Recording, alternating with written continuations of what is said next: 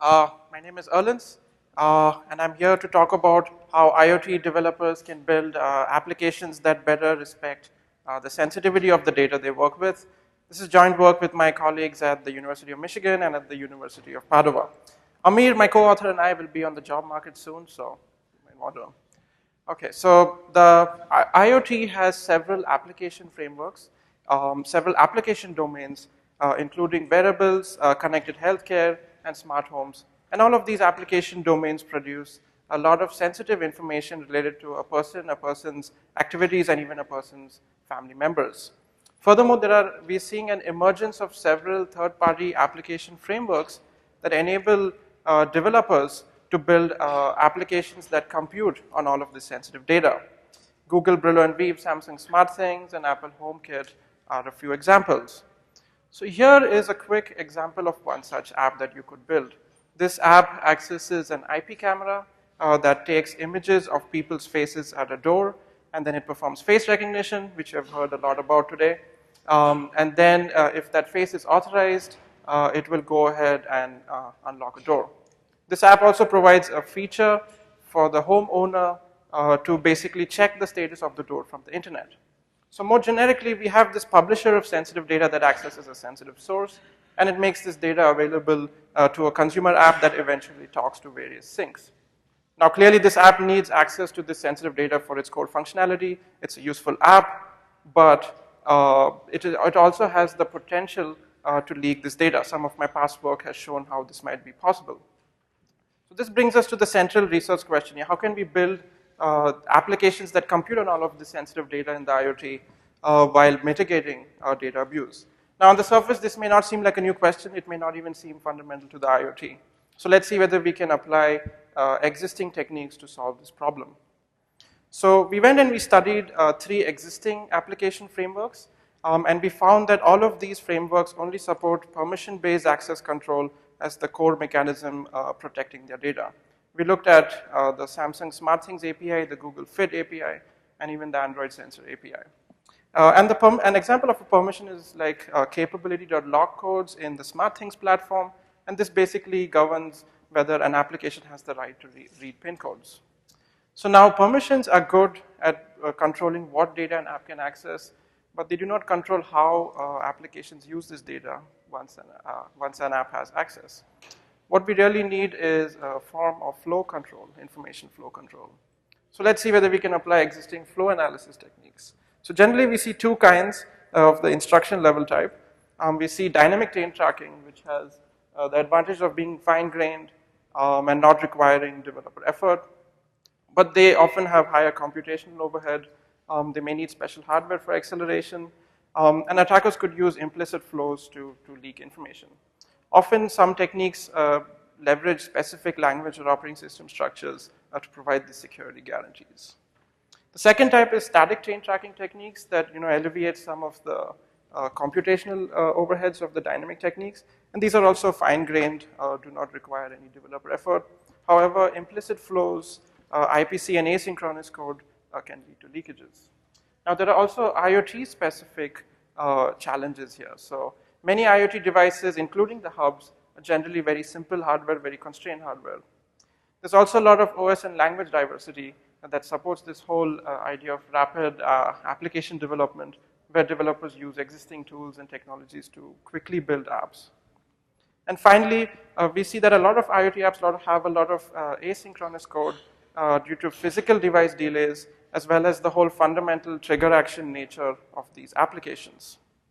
So therefore, we built FlowFence, a system where flow control is a first-class primitive, and FlowFence is specifically geared towards the IoT application consumer domain, and it solves IoT-specific challenges. It builds on research from 2 areas, similar to label-based flow control techniques. It tracks information at the component level and enforces flows through label policies. And similar to language-based flow control techniques, it requires a developer to restructure their applications to obey these flow rules, to make control and data flows explicit in app structure. And then it also requires developers to declare these flows, while FlowFence automatically prevents all of the undeclared flows. And so this leads to a flexible system that supports diverse publishers and consumers of policy, of data with the associated flow policies. And it also leads to a system that allows the use of existing languages, tools, and operating systems. For example, a FlowFence implementation at most requires the ubiquitous virtual memory and secure IPC from the underlying operating system. So FlowFence provides its security guarantees using two primitives, quarantined modules and opaque handles. I'll explain these with the help of an example. So consider some code that wants to compute feature vectors from a bitmap of a face. Currently, a programmer would simply write a function or set of functions that has the rights to access this sensitive data, and then it would return the feature set to the caller. So now on FlowFence, the programmer would write a similar function, but he would have to submit this function to run as a quarantine module that executes in a FlowFence provided sandbox. All data on FlowFence is taint labeled, so in this case, taint underscore bitmap, and all of this data is only available within these FlowFence sandboxes that carefully control how information flows into and out of an associated quarantine module. When the time comes for such a module to return the results of the computation to a caller, FlowFence will intercept that return value and replace it with an opaque handle. So an opaque handle refers to the sensitive data, but it has several interesting properties. The most important is that it only refers to the data, but outside a QM, you cannot dereference an opaque handle. The only way you can get the raw data that an opaque handle refers to is by submitting a QM for execution in one of FlowFence's sandboxes. A quarantine module could also try to do a declassification to achieve useful work. And the only way to do this on this framework is to use a trusted sync that FlowFence provides. So the trusted syncs basically read the taint labels off of the caller and then look up a flow policy and then basically decide whether a declassification is allowed or not. So let's see how all of this works in practice. So we have our running face recognition app example, and we have a main program that basically calls a module to compute feature vectors. This accesses an IP camera, essentially a bitmap, computes features, and then sends it back to the main program. The main program then uses another module called report and recognize that takes the features as input. It also accesses the state of the door, and then assuming this face is authorized, it will go ahead and unlock this door. Similarly, it updates the status of the door to an internet website for a user.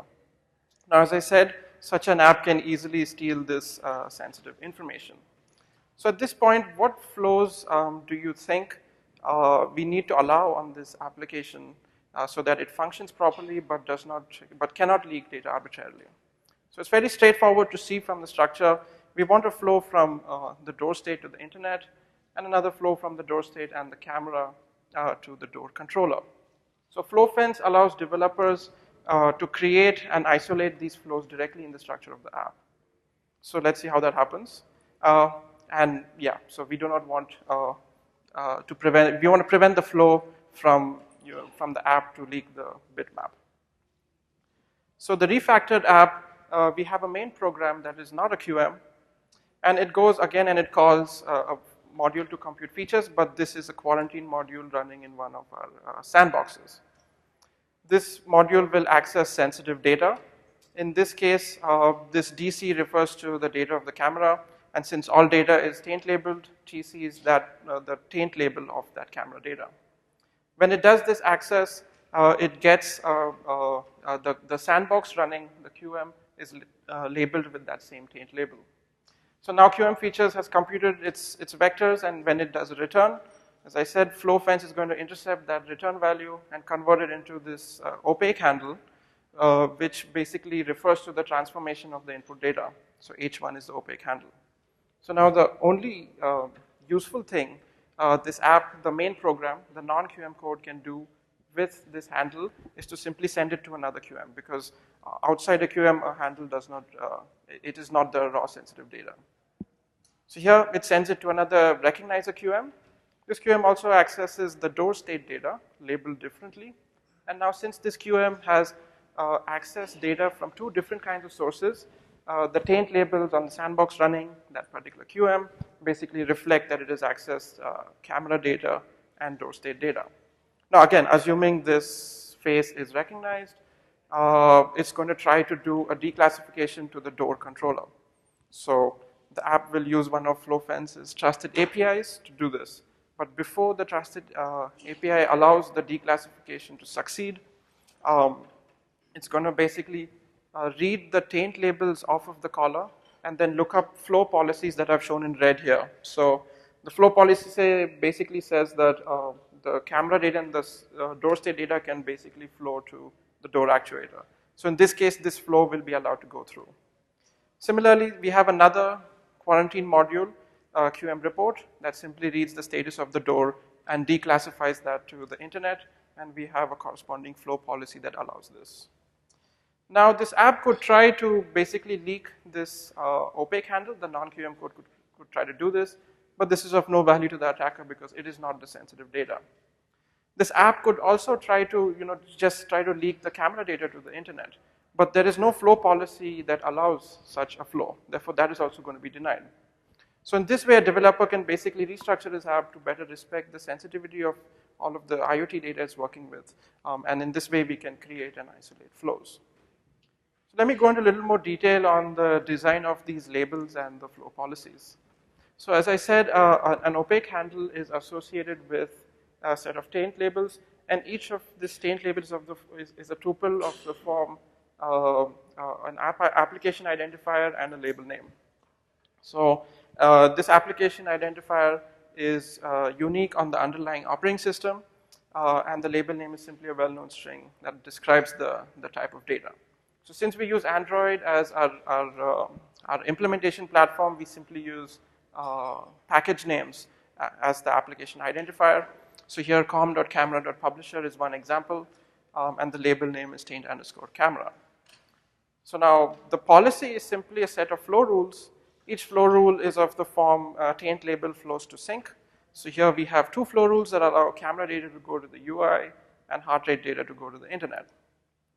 So building on this label design, we come up with the idea of publisher and consumer flow policies to better support practical IoT apps. So a publisher policy gives publishers of sensitive data, such as a heart rate monitor, a chance to express legal uses of all of its data. So in this example, it allows the flow of D1 to S2 and D1 to S1.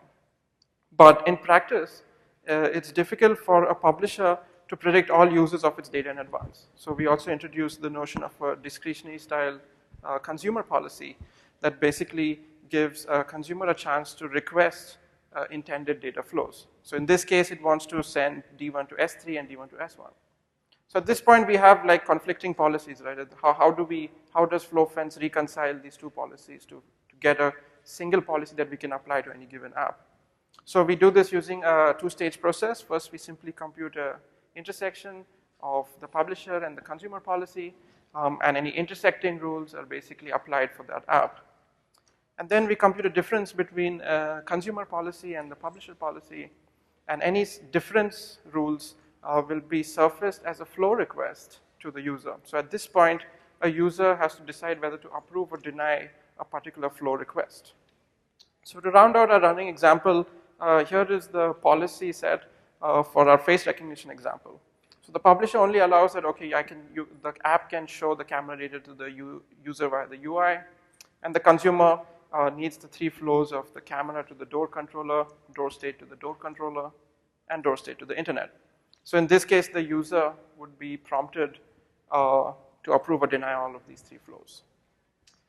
And the final piece we need for a practical, secure IoT framework for these applications is some data sharing mechanism between publishers and consumers. So we distilled three key properties we need to support from our framework study. The first one is a simple polling interface where applications simply check publishers for new data. Similarly, a callback interface where an application is given a callback. Now, these are fairly obvious, fairly standard, very well-known patterns. We also found a third pattern, which is device independence. So consider an example heart rate monitor device. There are several kinds of devices of this type, and all of them produce the same kind of heartbeat data. So ideally, consumers should only need to specify what data they want without specifying how. So this would involve, they don't need to specify details like BLE connections and Z-Wave pairings and all of that. So FlowFence supports these three properties using two mechanisms securely. So the first is a key value store that supports the polling interface. So here, each app on FlowFence gets its own KV store, making it the owner for that store. And then each owner is allowed to write to its own KV store, but there is no restriction on where an app can read from. And finally, fundamentally, keys are public information because they have to be already, like the consumer should already know about a key if a publisher and consumer are to talk to each other. So let's look at an example. We have QM1 here that has some sensitive data T1. And then we have a key called cam_bitmap. So when this QM wants to publish data, it simply does a write specifying the name of the key. This data goes into the KV store and also the taint label. And later on, when QM2 wants to read some sensitive data, this may be from another app, it will simply issue a read specifying the name of the key. And then it will automatically inherit the taint label and it will receive the data in return. Now, since the key is public information, we must ensure it's not affected by sensitive data. Therefore, we require that this key is created outside a QM where there is no sensitive data. So this is to prevent publishers and consumers from trying to exchange data by stripping off taints. The second mechanism is called event channels, and this supports the callback interface. So here, applications can declare statically at install time a set of channels that they want, making that app the owner for all of these channels. Similar to KV stores, only the owner can fire an event on any given channel it owns. And again, this channel name has to be public information, fundamentally because publishers and consumers need to know about the name of the channel if they are to communicate. So another quick example, we have our same QM1 that has some sensitive data labeled T1. And then we have a subscriber QM that can issue a subscribe call by specifying the public name of the channel, and then it can name a QM for callback. So then later on, QM1 can issue a fire event specifying the name of the channel, and this results in this data flowing through the channel and being delivered to the QM2, and the taint label will automatically be inherited by QM2. We support multiple such channels, and multiple subscribers can be on a single channel. As before, the name has to be created outside a QM to ensure that it is not influenced by sensitive data, because there is no sensitive data outside a QM. So in terms of implementation, generally today we see two kinds of IoT architectures. We see like a cloud-first architecture and we see a hub-first architecture. We focus on the hub-first architecture due to its robustness and its popularity. Therefore, we simply use an Android phone as our hub, and we have written some bridge code to interface with the SmartThings platform and the Google Fit platform so that we can run real IoT applications. So in terms of implementation architecture, our applications are simply regular Android apps bundled with code and resources. And the trusted service runs in its own context, and it maintains the opaque handle table, which is basically the mapping between raw data values and the handles. And the sandboxes use the isolated process feature of Android that controls the channels through which information enters and exits the process. This also supports native code, a property which we use in our later evaluation. So in terms of evaluation, we looked at this system from three perspectives. From a micro level, we looked at computational and memory overhead. We studied memory overhead, QM call latency, and data transfer bandwidth into the sandbox. And we find that all of these overheads are reasonable given our cyber-physical application domain. For example, call latency of 92 milliseconds is comparable to IoT device operations over a wide area network. And this, our bandwidth basically accommodates, can easily accommodate the peak bandwidth of a typical IP camera. The second question is, can we support now real apps in a functional and secure way? And to show this, we ported 3 existing IoT applications to this framework, and we found that it requires adding less than 140 lines of code per app, and we found that it was fairly straightforward to basically create and isolate these flows. And finally, we also looked at macro performance factors for throughput and end-to-end latency for critical operations on these apps. So I'm just going to focus on these two. Please see the paper for details on the micro benchmarks. So the first app we ported is a smart lights app. It basically monitors a beacon around a geofence that is around the home. And if this beacon enters the geofence, it basically activates lights around the home. The only flow we needed to authorize for this app was to flow location to switch. And the data security risk was that this app can leak location information because it has access to the geofence and the location beacons. The second one, as you know by now, FaceDoor is our face recognition application. It can leak images of people, and we required 3 flows to ensure that it is functional and secure. And finally, we looked at a heart rate monitor application that measures heartbeats using the camera. And the security risk here is that it can leak these images and this heart rate information. And since the only function of this app is to compute the heart rate and show it to the user, the only flow it really needs is to take the camera data and show it to the UI. So in terms of effort, we ported the first 2 apps in 2 days of effort each, and the heart rate monitor took a single day of porting effort. These are standard work days, and it was done by a person who was just introduced to the FlowFence API.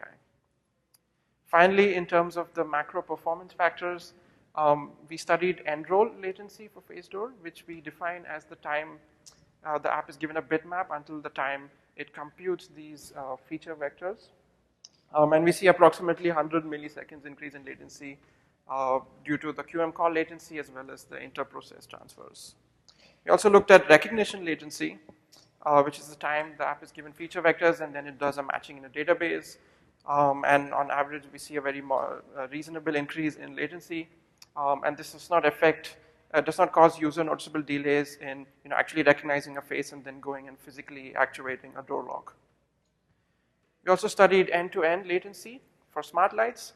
And so this is defined as the time a location beacon enters a geofence till the time the lights are actually turned on or off. And again, 100 millisecond approximate increase. And this, of course, does not cause user noticeable delays because a person has to physically walk through the geofence and open the door, and by the time the lights are already on. And finally, we looked at throughput for the heart rate monitor app, measured in frames per second. And we observe a very slight decrease in throughput, but this does not affect the ability of this app to compute the heartbeat data and display it to the user. So in summary, several emerging IoT frameworks enable third-party developers to build applications, but they only support permission-based access control. And this can lead to malicious apps that steal this sensitive data easily. We built FlowFence, a system that embeds control and data flows directly within application structure. And developers must split their apps into 2 logical pieces, a set of communicating quarantine modules that exchange information with each other through these taint-tracked opaque references. And then the other logical piece is non-sensitive code, executes outside QMs, and it just orchestrates QMs to achieve useful work. We introduced the notion of publisher and consumer policies for these IoT apps, and we find that such policies lend themselves well to building practical IoT apps. We ported 3 existing IoT apps in 5 days. Each required adding less than 140 lines of code per app. And finally, macro performance tests indicate that the overheads are reasonable given our cyber-physical application domain. Thank you. I'll take questions.